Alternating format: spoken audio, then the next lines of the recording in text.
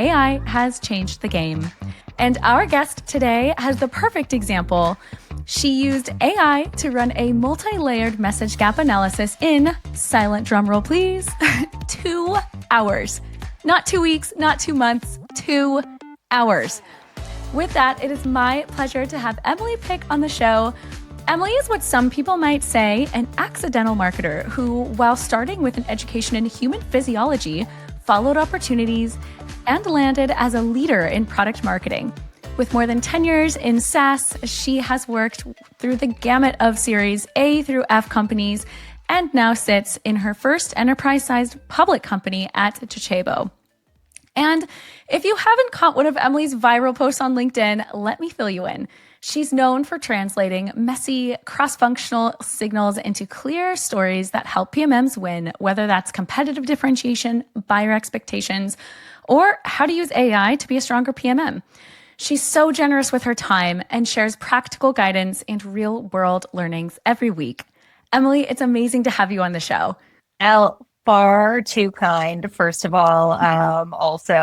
I want the audience to know that Elle actually spelled out phonetically how to say Docebo. That has been probably the number one thing since I joined the company.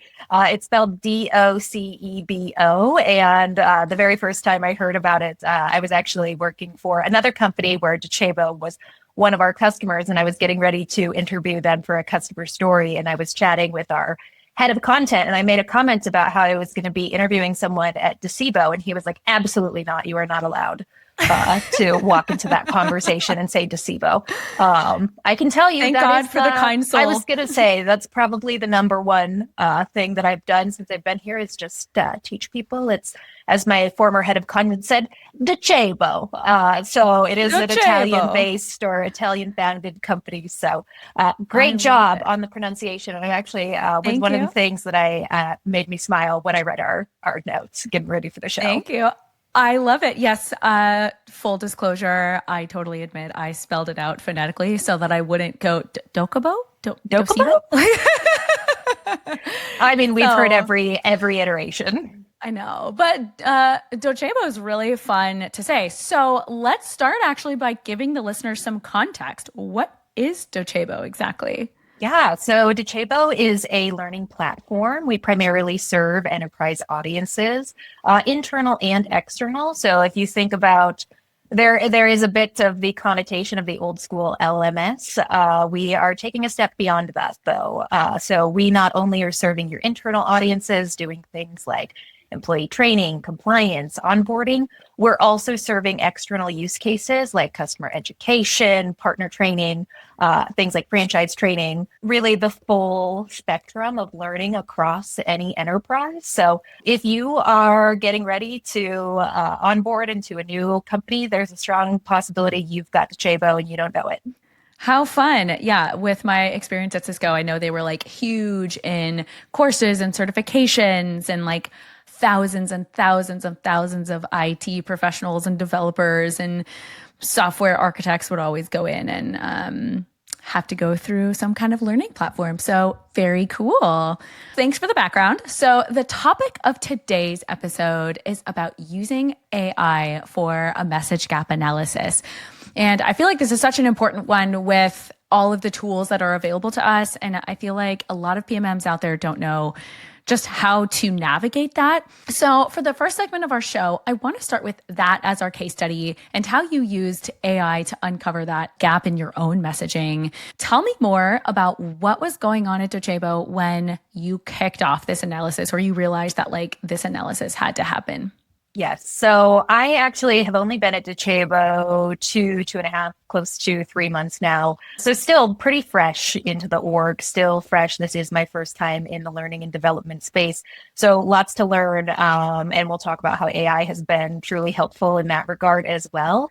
But just from a situational context, our CRO, he has a former mentor that he likes to bring in to come in and do a full end-to-end pipeline analysis. Where are we sourcing our leads from? How are they moving through the pipe? Also, how are they moving through on the back end, all of our lead gen systems? Really a truly inclusive process where this... That's really cool. Yeah, it's pretty great. The takeaways so far have been pretty dynamic. But one of the things that she really found is that we had a specific segment that was closing at a rate 6 to 7% lower than our benchmark. And so one of the things that we had talked about was, okay, where are we really seeing this start to fall off in the pipe? And it really was after that demo stage. So the hypothesis that we came up with from that is that, hey, we must not be telling the market the right message, and we must not be meeting their expectations when they do come into a demo with us. So that's the task that I needed to investigate. What we needed to understand was, hey, when this segment comes in, what are their expectations? When we win opportunities, why is that? Why is it that we lose? Does it change based on the personas that are involved? Does it change based on the size of the company or the industry? And most importantly, what has happened in the past with our product, and where are we heading in the future, so that we know where we can lean into or out of based on the output of these other investigations. So basically, you had this segment that you realized was not performing at the same level as all of the other segments. And the task at hand was like, hey, let's go figure out what the heck is going on with all of the leads that are falling off for this one particular segment. You used AI, right, to go forward and do some of that investigation to figure out what the heck is happening with this segment and why isn't it performing well. So while we're kind of going back in time and talking through what was happening at Docebo, like, let's actually pretend for a moment that you've now started, we're in the future, and you've now started at a new job, and the same kind of signal is happening. You've got a segment that's underperforming to expectations, but you have the playbook now. So let's talk about it. What does step one look like now that you've identified that signal that you got to go do some exploration? First and foremost, I'm going to identify what are the inputs that I need to do the analysis. Some things have not changed from the before times, from the pre-AI times. We know we need to have our win-loss data. We know that we need to have access to things like NPS scores so we can track how things have changed over time, which direction we're trending, to see if we can validate some of those assumptions that we're making. We also want to be able to kind of pull insights from our customer conversations. I think we all at this point have had access to some sort of call recording tool. We use Gong here at Docebo. In the before times, I would have gone through, I would have probably done a keyword search. I would have tried to pull together any insights that I could from conversations that I thought were relevant, download the transcripts, just really be able to cull together those insights. Yeah, that's like a full day's work right there. At least, then you haven't even done the analysis yet. You're just gathering the information. Yeah, I was going to say, like, there's some things we'll talk about as we get into this, but just the advancements of technology. For context, this request came to me around noon on a Friday, and I signed off around 2 p.m. having it fully done and out the door to my boss for first rounds of reviews. So amazing. A little different than the way it used to be. But I also think, just as far as trying to pull together insights as far as what are trends within the industry, I mean, I think about where do we source our insights from now. Obviously, we go to analyst reports and we go to those trusted voices within the space. If there's an influencer on LinkedIn or a creator that we have a lot of respect for, maybe that's someone whose insights we go try to pull from. Or Reddit. We're seeing now, especially with ChatGPT and all the LLMs, they're really surfacing Reddit and having that, like, I guess, almost unfiltered voice of the market coming through. So things like G2, things like Gartner Peer Insights, those are all places that we would be going after just to pull together, hey, how are people talking about us online? And then also, what are their expectations for the industry and moving forward? So speaking of amount of time to go through for that, I mean, I don't know, even today, like, how often are you trying to find a stat for a sales deck or something, right? Oh, yeah. Like, right. I need this stat. Do we have any stats on this thing? And like, you'll go through how many hoops to jump through and be like, oh, I have finally found this Forrester report. Oh, it's gated for $3,000. I cannot pull that from there. So the time that it would take previously is It's quite intense. So that's just the information gathering stage. We haven't even gotten into the analysis yet.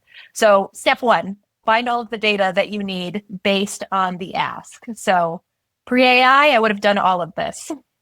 Yes, totally. Exactly. And that alone would have taken maybe a few weeks, hopefully less. There's identifying what you need, and that's like obviously a quick list, but actually like gathering the information can take a long time if things are gated, as you said. If it just like you got to chase people down, it just takes a long time to gather that information. Okay, so step one is define your inputs. What's step two? Oh man, step two is actually start performing some of the analysis, or maybe not even actually that yet, because now we're taking those insights and we're going to curate them, collate them together in a way that's going to be usable for the analysis. So for me, in this situation, I am incredibly lucky to have Docebo's tech stack at my disposal. So first and foremost, we have automations already set up that all of our NPS scores are automatically being surfaced You are within. so lucky that you so have that. lucky. Like all of our NPS scores are automatically surfaced within a Slack channel. I was able to create a Glean agent. Again, we also have Glean at our disposal, which is huge. I was able to create an agent in Glean to pull those insights and look at, hey, over the past 6 months, how have we seen trends in sentiment relative to this segment and the message we're trying to solve for? How has that changed over time? Have we seen positive or negative improvement in these different areas? What has changed that people maybe had feedback for us from 6 months ago versus how did it look 3 months ago versus how does it look today? So understanding how that sentiment is changing based on how we've been evolving our roadmap and product.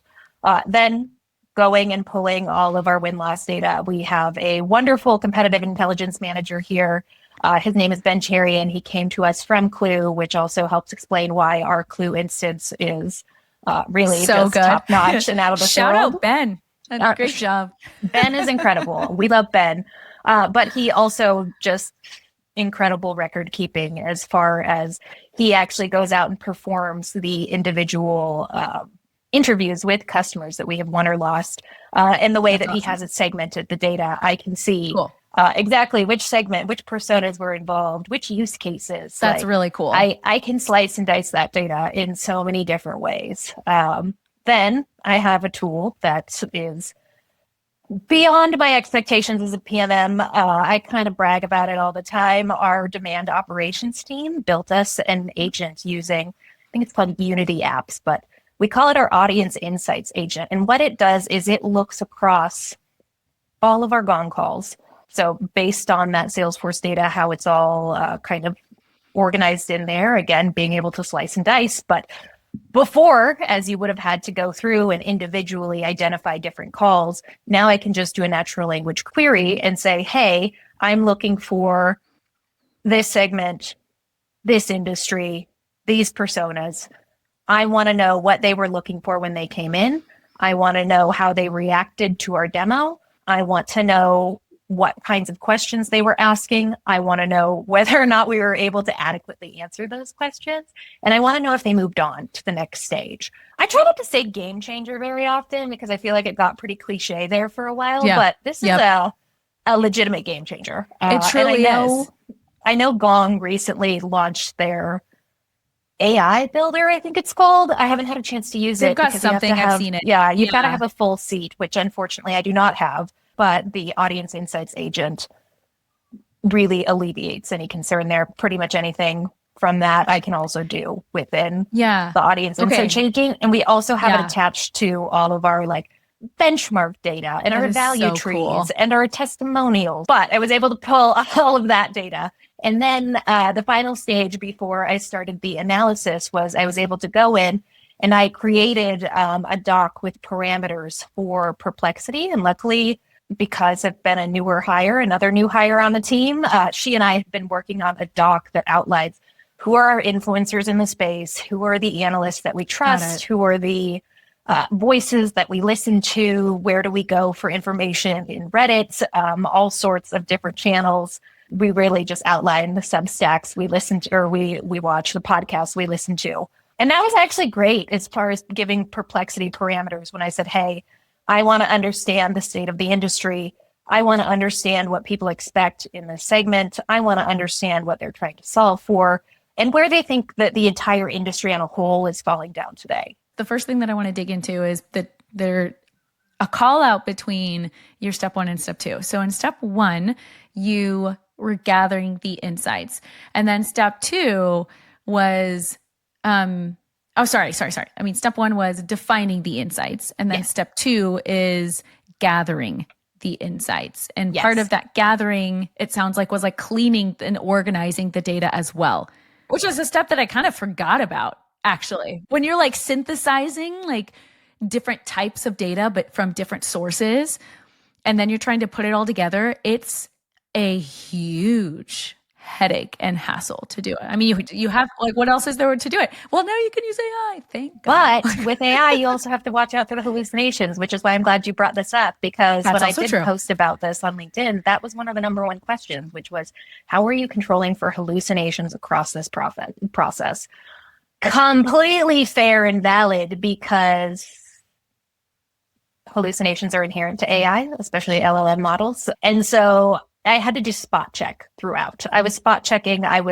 One of the things is that between Glean, our audience insights agent, Perplexity, one of the great things that they do is just the automatic audit trail. So being able to link out and see, hey, where did this stat come from? Where did this quote come from? With audience insights, we can go and look at where specifically within what call did you pull this information out of. So that was also a part of the process. I was telling a friend the other day, because when she also works at Docebo, and we were talking about the audience insights agent and how much we love it. We were like, sometimes though it takes a while to pull some of those insights, which is fair. It's cross-referencing a ton of data. But I was like, hey, it's actually great, because in this project, in that in-between downtime, is when I was like, okay, I've put this query into the audience insights agent. It's going to get me this stuff eventually. In the interim, I'm going to review the things that I pulled out of this other information. I'm going to do a spot check and just make sure that everything in here is coming out. And there's nothing that I'm like, ooh, big questions, or ooh, red flag. Like, hey, here's a stat. I'm going to click on where it came from. And how many times does this happen? Even in the best LLMs, where you click it and you're like, hey, this stat isn't anywhere on the page. Where did you come up with this? Luckily, I did not run into a ton of that, or at least nothing where I was like, oh, this is going to completely derail this project. Yeah, so nothing alarming. A lot of spot checks. I had a few people who did leave comments and were like, why didn't you run this as one giant agent? And I mean, I would love to, number one, but also I will say, from a confidence in the inputs that we ultimately use to analyze, I feel more confident in them than I would have if I had allowed every single thing to run via an individual agent. Hopefully that changes one day, where hallucinations won't be the problem that they are right now. But from is this data reliable? Are these insights reliable? You really do have to go through and spot check. Yeah. Which, when you think about it, I mean, don't you always proofread a paper, or didn't you always proofread a paper before you turned it in school, right? Like, absolutely. You would never not proofread something and double check that your sources are accurate. And, that's something that I think like really high performers do anyway. Yeah. And listen, Fair. I'll spend an extra hour, proofreading or checking for hallucinations. Right. Versus, and this would have taken 3 months. I was going to say, like, the amount of time to track down all of these individual resources and insights on my own. Yeah. And that's pretending that you can sit down and actually work a full day and dedicate a full day of time. Like, not when do you ever get to do that? Right. Exactly. It's rare. Very cool. I have another question for you about, and this may be difficult to answer, but I'm thinking, again, like, imagine yourself, you're at a new company now. We're in the future. You're at a new company, and a very similar situation has popped up. You're recalling back on this playbook. Maybe tools have evolved a little bit, but maybe not. Let's say, for the sake of argument, they have not. What if you don't have an audience insights app or tool or whatever, the one that was built internally? What if you don't have that?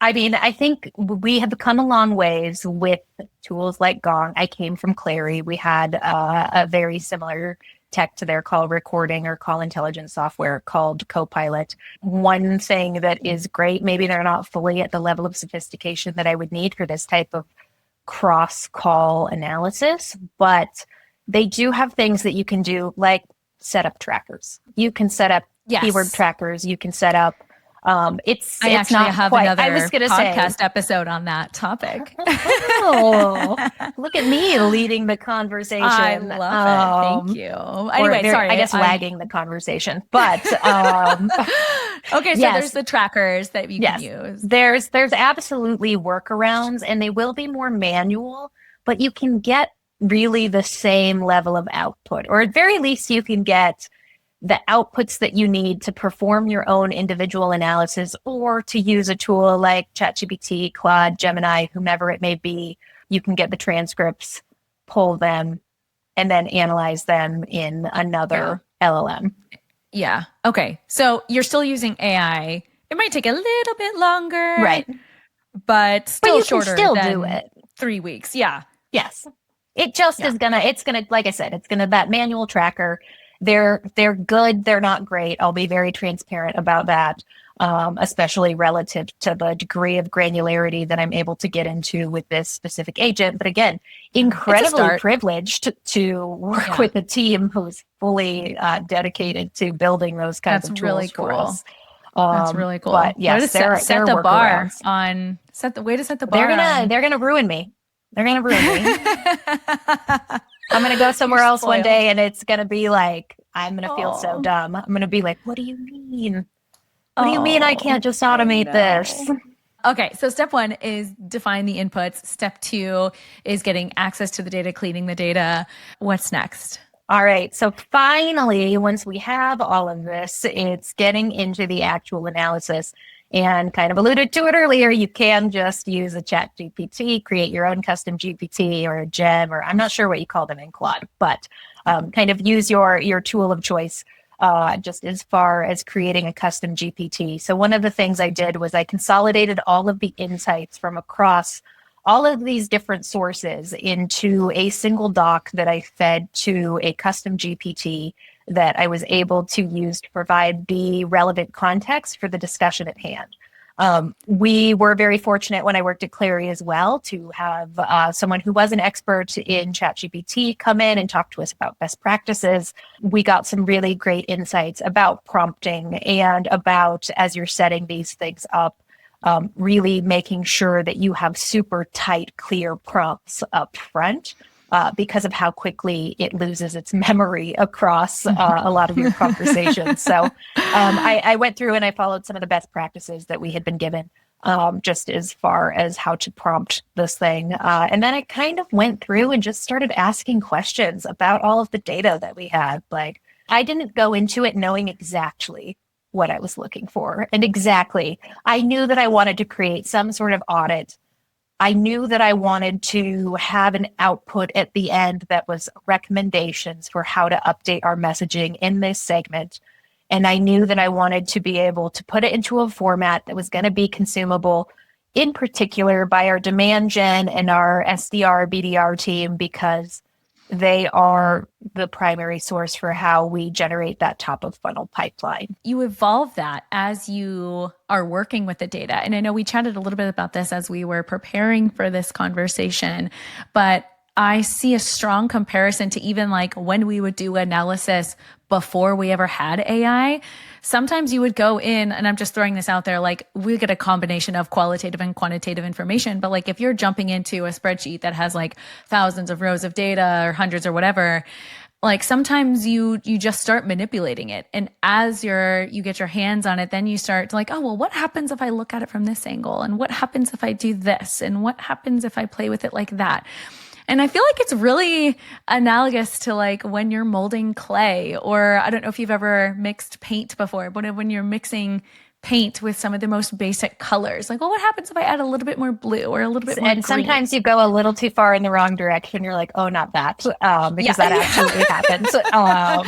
We'll pull up Bob Ross and be like, we'll make this a happy tree here. Like, yes.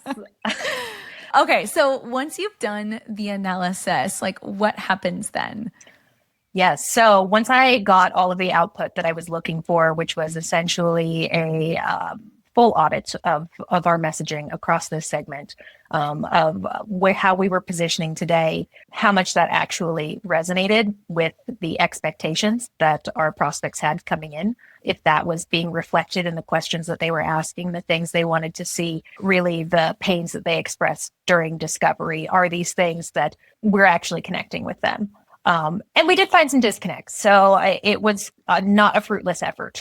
Certainly, there were some things where we're like, oh, okay, that's actually not our product strength today.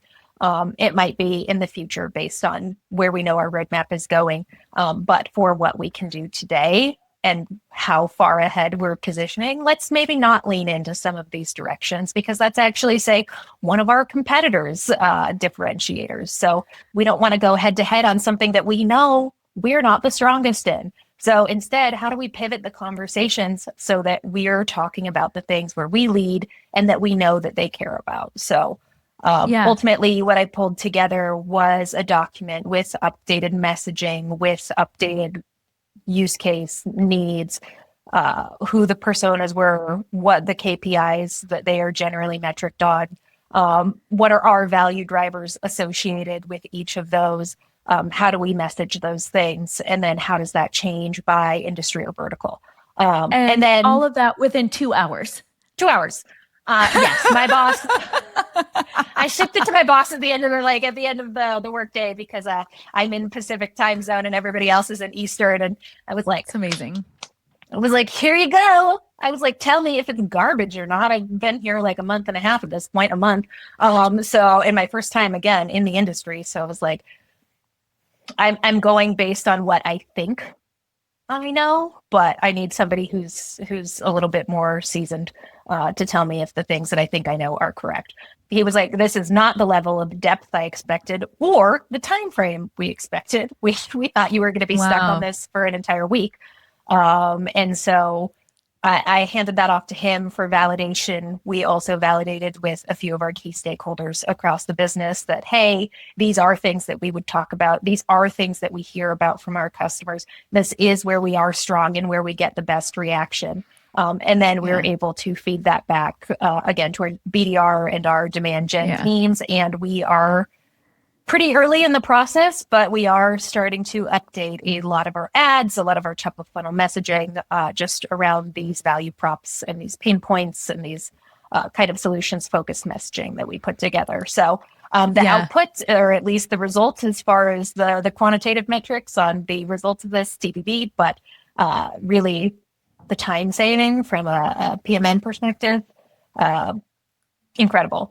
Can I just say, you mentioned this, and I don't know, maybe you're just kind of like speaking off the cuff a little bit, but like your manager saying or your boss saying, yeah, I thought you'd get back to us in a week. I'm like, a week without any of these tools? Try a month. Like, yeah, no, we thought a week with the tools. Like, we did not think, but again, so much hinged on having the right information, having the right tools in the tech stack, and then being able to, and this is a great, I saw somebody post about this on LinkedIn recently where they were like, hey, it's really great that we have the tools. How do we start training the systems thinking for how do we tie these tools together and use them in a way that we're A, leveraging their strengths, and B, we're coming up with kind of a trusted output, because a lot of people may not think to combine, the 4 or 5 different tools that I was immediately like, ooh, I know I have this.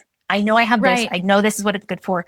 I know this is how I'm going to weave this together so that I can get all of that data I need for the analysis. And then to even be able to be like, oh, I should make sure that I have these custom prompts set and that I have a custom GPT set up with all of the context immediately woven in. With experience, a seasoned PMM can figure this out, right? And I say that because with the experience, you know exactly what the journey should look like. And when I say journey, I mean like the journey of like like your playbook that you just spelled out for us. You know exactly what inputs you need. You know exactly what the questions you need to ask, regardless of whatever tools you have at your disposal.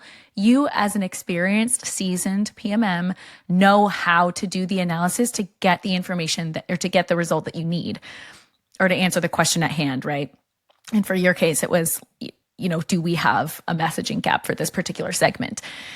And then the other experience that comes into play is just experience with the tools. So now you know what tools are out there because you've educated yourself and you've, played around with them. You've also gotten some trainings, which you're lucky to have. I think that's kind of what it comes down to, at least for now, in terms of. I agree. I think also one thing it comes down to is truly exploring the tools in your stack and not just thinking about them from a surface level.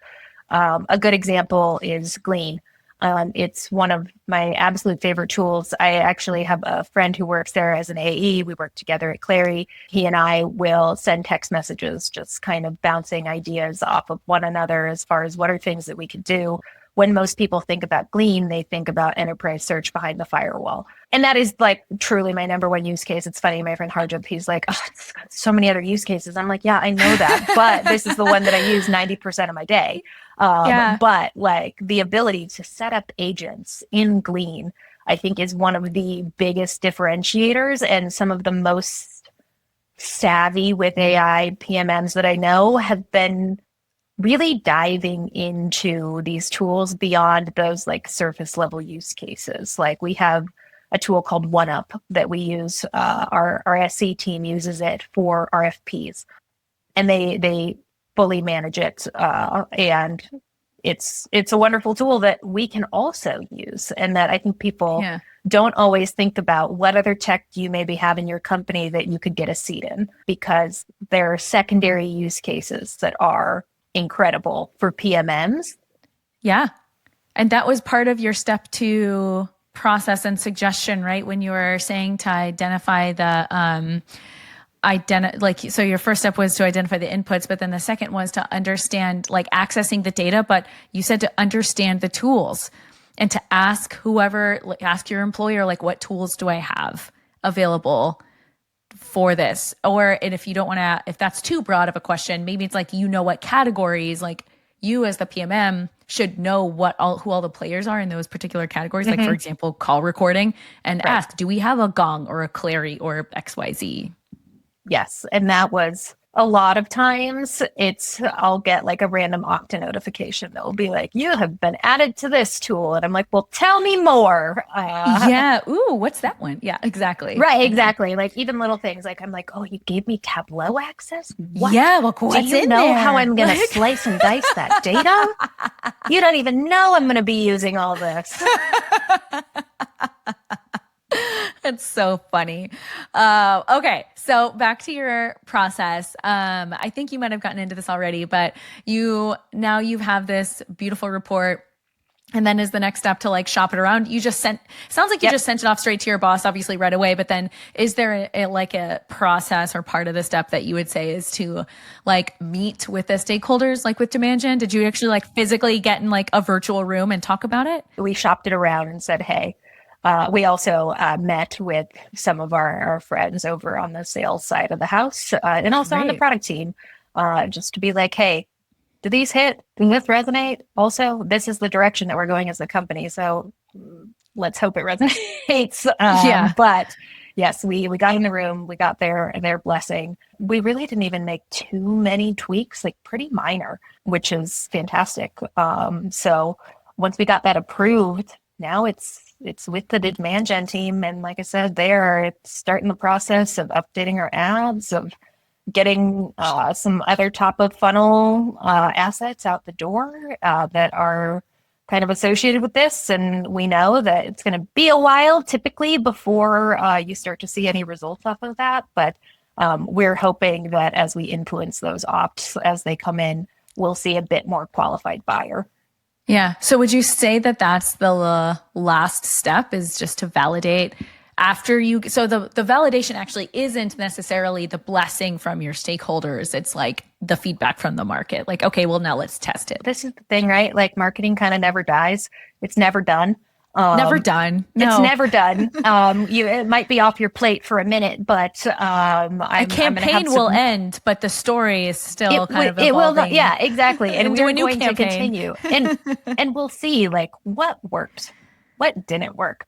Realistically, we changed nothing else in this process aside from the message. So if you're looking at an A/B test, the before versus the after, we should get some pretty solid results. Obviously, everything is not completely same, but we will continue to see as the results come in. Once we start seeing those results, we'll start tweaking, we'll start optimizing. We'll probably start this process all over again. If you can use that working agent and the process with all your tools that you've already followed. Yeah, it's now that I know how to do it. Probably, hey, who knows? Maybe we'll get it down to an hour and 45 minutes instead of 2 hours.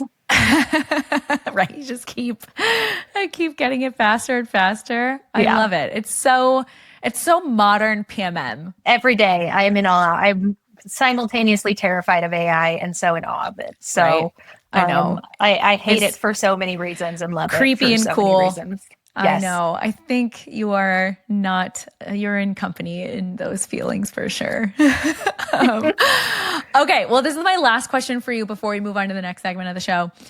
What advice do you have for a product marketer who's trying to build an AI agent or like leverage some of these tools specifically to do like a message gap analysis?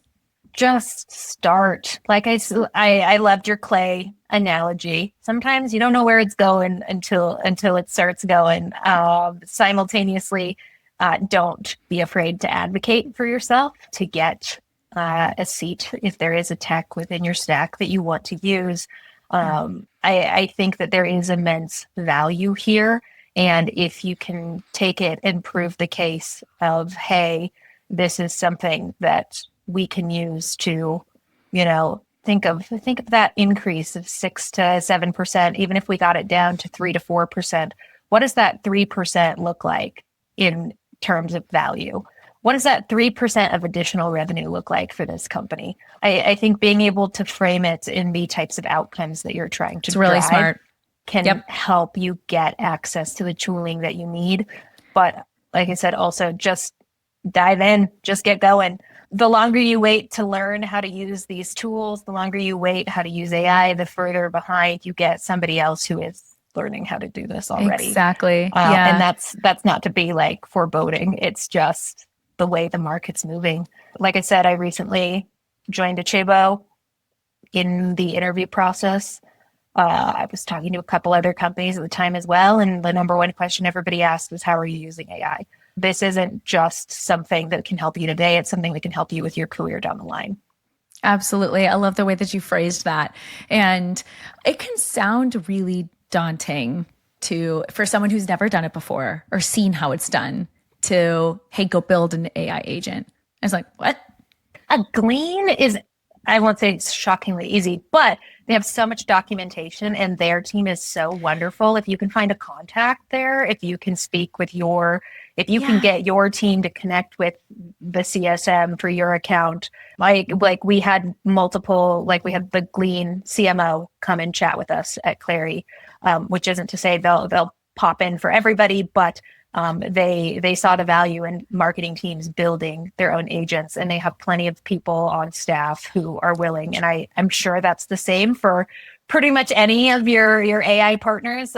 Yeah. And what I'll compare it to is like with any fear that you have, you've built it up in your head to be bigger than it actually is.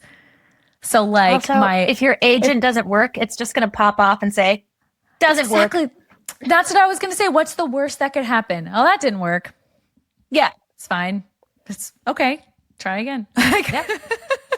Yeah, you're like, oh no, now I need to submit a ticket somewhere because I don't know what I'm doing. Whatever. Yeah, whatever. Yeah, that's fine. Career is not over. And you still have time left in the day because it's AI and it only took an hour. Right, exactly. Okay, well, this was so fun. Thank you so much for sharing such an amazing use case. And I'm so excited for the validation for you in the message gap. I hope it delivers some great results. All right, and now it's time for the next segment of our show. This is the messaging critique. It's so fun. It's where we as product marketing experts get to analyze real world messaging. And the fun part is, Emily, as my guest, you get to pick the company that we critique. So before we get started, I'm just going to list a few ground rules for anybody who may be new to this segment or new to the show. First, Emily is going to share the company that we're going to talk about. And for this one, I try to focus on a company where either we are the customer or we know the ICP really well, because it wouldn't be fair to critique messaging on a customer with an ICP that we don't even know. Like I could never critique like a cybersecurity product because I don't really know that use case. Like not a way. Yeah. Emily, you're going to tell me something that you're loving about it, something you wish the PMM would have done differently. And then we're just going to creatively talk about it in ways that PMM can take the narrative to the next level. So without further ado, do you want to share the company that we are critiquing today? I want us to critique with love Granola. So they are an AI note taker, and I was really introduced to them since I've joined Docebo, and I no longer know what my days would look like without Granola. Really wow, that's listening in on most every call. Truly, it's also to be perfectly honest. I'm in the Pacific time zone. All of my team is in the Eastern time zone. And then also all of my product team is in Italy. So from a hours perspective, I tend to be a bit behind. And I knew coming in at some point, I was going to sleep through a 6 a.m. meeting. And that happened yesterday. It happens. It happened yesterday. So it has happened to all of us. Trust me. There's not a human being on the face of the earth that I realized my mistake when I was like eating a bagel at 6:45, and I was like looking at my calendar and I was like, hold on, there was a meeting 45 minutes ago. And I was like, whoops, I should have been a part of that. And so I kind of went to my team Slack channel. I was like, hey, did anybody record that call? And they're like, no, but we have the Granola notes. And so sent me the notes. I love it. I didn't need a recording. I got everything that I needed out of the Granola notes. Awesome. That's awesome. Okay. So for those of you who want to follow along, we're going to Granola.ai. That's Granola.ai. Okay. So now that we have a good sense of what the product is, walk us through their messaging. What's standing out to you? I love just how simple and straightforward their message is. Having come from the RevTech industry, and everybody has some version of a call recorder these days. To be perfectly frank, it's pretty commoditized. There's so many options to choose from. And what I love about Granola is that they're literally like, hey, we're an AI note taker for people in back-to-back meetings. I don't need any more information than that. That's exactly the scenario that I am in. Yeah. And that is exactly what I need help with. I have so many back-to-back calls. I think also one thing I really value when I'm in calls, when I'm in a customer call, when I'm in a call with my product team, I like to be present in the moment, and I like to be able to ask questions without being distracted by taking my notes over to the side of the screen. Every so often I will when it's something super important. We're like, oh, I really need that nuance or that context. But for the most part, I love that with Granola, I can be present in my meetings. And I think that that's something that's actually underrated that people don't think about. And if I were kind of angling the message at Granola, I think that there are some very more emotionally resonant messages that you can add because I do generally have a harder time critiquing other product marketers' outputs just because, like we said, we don't have the full context. We don't know what they're being asked to do. We don't know what their mandates have been from leadership. And I think for what they have on the site today, it's great. I think that they have options to deepen it. And I think that there are some of those, like I said, emotionally resonant angles that they could take around things like, hey, be present in your meetings. I think that's where, when I look at what they have today, I'm like, yes, but also why you versus a competitor? Because again, everyone seems to have some sort of call recorder, some sort of note taker. What is it about Granola's that is special or unique?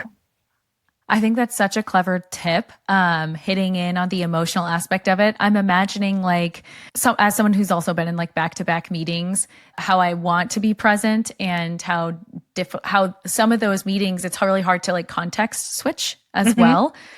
So often when I'm in a meeting, I'll have missed the last one, if it's like a recurring meeting, because I had a different meeting that I had to attend instead. So if it's like, oh, I didn't have time to watch the recording, because if I watch a recording, then that's like having another meeting. And if I already have back-to-back meetings, then I need a meeting to watch the meeting recording. And it's just like basically, right? Because I have to block off my calendar so that I actually have time to watch the recording. And yeah, I can like scan through the notes. Like there are so many great angles that I feel like they could play with in their messaging. Like, what are the scenarios in which you would be very thankful to have a tool like this? I think we're obviously thinking it from the lens of the PMM, but what is it from the lens of the sales guy or the sales gal, the sales they, whoever it is that like they're in back-to-back meetings? What are they missing? What are those key components? I think about if I'm going to go into a conversation, I'm in back-to-backs with different prospects. Like I have forgotten, this is a great one. Think about like a recruiter. Think about a recruiter a hiring manager who is out there trying to like keep track and you're of talking all to so these many people. candidates. Yes. Right? Like I will say one of my favorite things, and like I don't know if everybody's seen like the Granola Unwrapped, their kind of their take on the Crunched. Spotify. Yeah, Crunched. That's what it's called. On their homepage. On their homepage, say, celebrate your 2025 with Crunch, which is again such great. So fun. I'm like, please continue to enjoy. Like I think one of the things that makes me so sad for a lot of the enterprise companies out there is the way that you lose creativity, because you must sound buttoned up and professional. And I love that Granola gets to keep the creative. You get to have Crunched. Like wonderful. How fantastic that you get to play with things and be like that unique. I think that when I see my notes from Granola, they are shockingly accurate. They summarize conversations so that it's more human and less like robotic.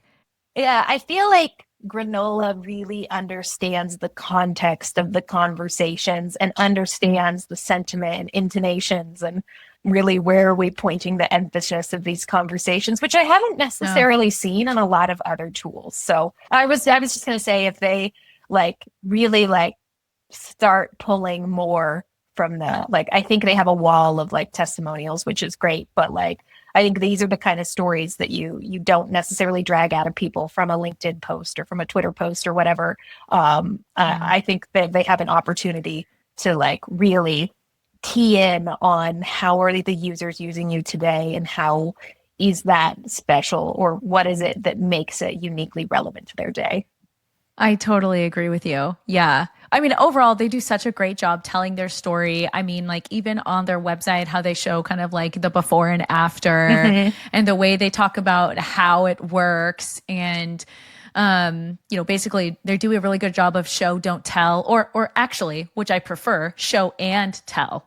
Because I think in marketing, you have to do show and tell. Got to make it like stupid easy for your customers to know it's you. You don't want to make your customers do the work, Yes. And I think there's also like, if so many companies are so eager to expand and become platforms, and like when that happens is when your messaging tends to get diluted. Yes. And I think that's one of the perks of solely focusing on, call notes today.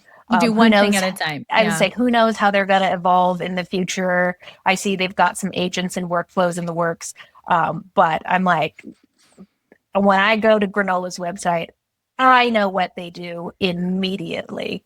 Sometimes the simple message gets overridden in favor of buzzwords. Everything's unleashed and unlocked, and it's, powered by something. Yes. They tell you a lot without telling you anything. And I feel like I went to Granola and I was like, yes.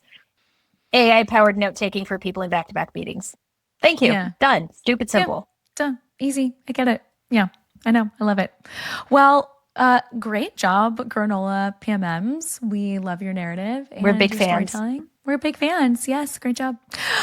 All right. So, Emily, one thing I like to make space for, and this podcast is a moment of gratitude because in product marketing, we never get to where we are alone. We're always stealing each other's playbooks and iterating on them and learning from each other, and we're all better for it. So, before we wrap up, I just want to say a quick thank you for taking time to do this episode with me. It does take prep work beyond this conversation, and that's you being generous with your time and willing to share with the PMM community. So thank you so much for one, just being a badass, and then two, being willing to share it. Well, we really are so lucky to have you. Thank you for creating a space for PMMs to share their stories. I know you and I chatted when we finished up with one of our prep calls the other day.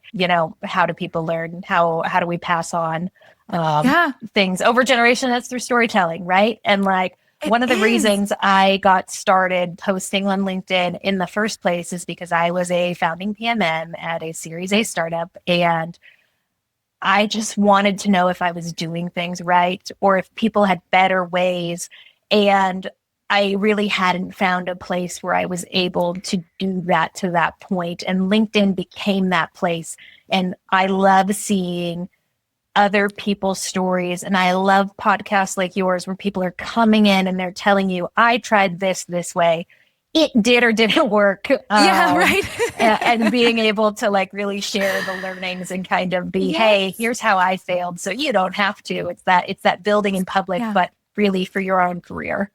I love it. Yeah, it's my favorite part of being a part of the PMM community. Everyone is so willing to share and teach. It's just so lovely to be here.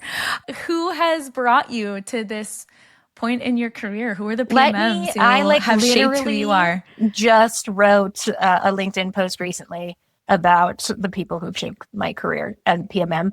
And I am very fortunate to have worked with some incredible leaders, people who have kind of given me the real talk I've needed when I was early on in my career and still trying to figure out what to do, the people who have helped guide me, who've given me best practices, resources. So I want to first, it's going to be a list. First and foremost, David Tishgart and Taizi Skogstad. They were my PMM leaders at a little company at Series B, became Series C while I was there, a startup called Data.world. Really, I had been a solo PMM before that and had not had direct guidance on how to become a PMM. And those two were the ones that really gave me the first foundation.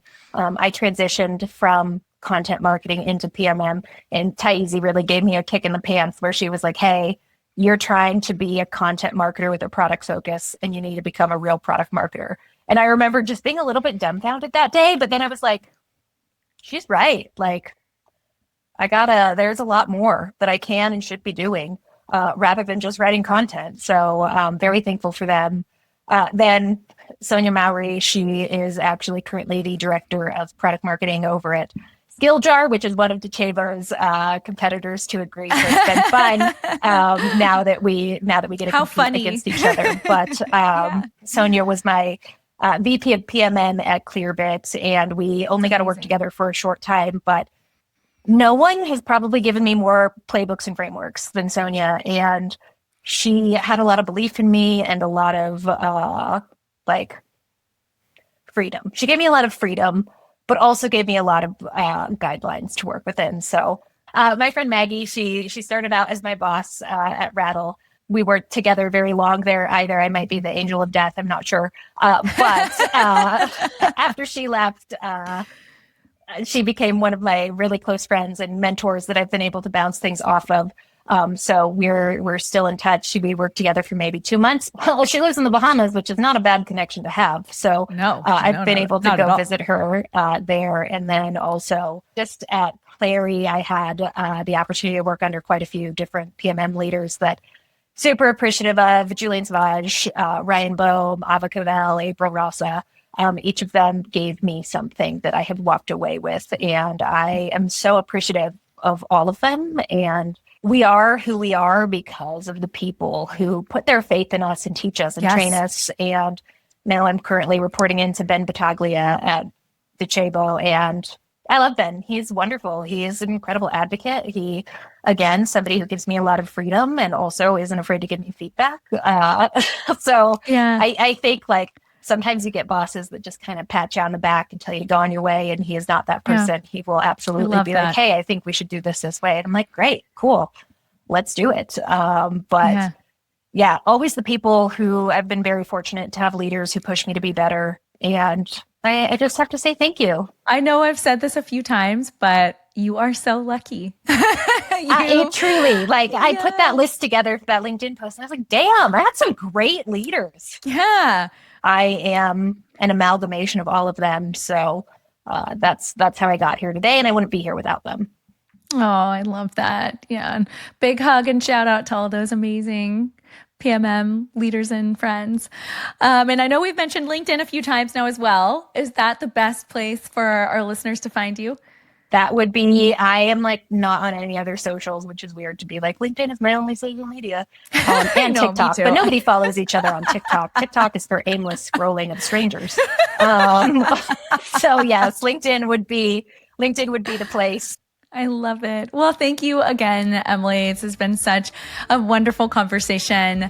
And thank you, PMM listeners, for coming on this adventure with us today. I hope this episode leaves you with inspiration to take in the next step of your own journey.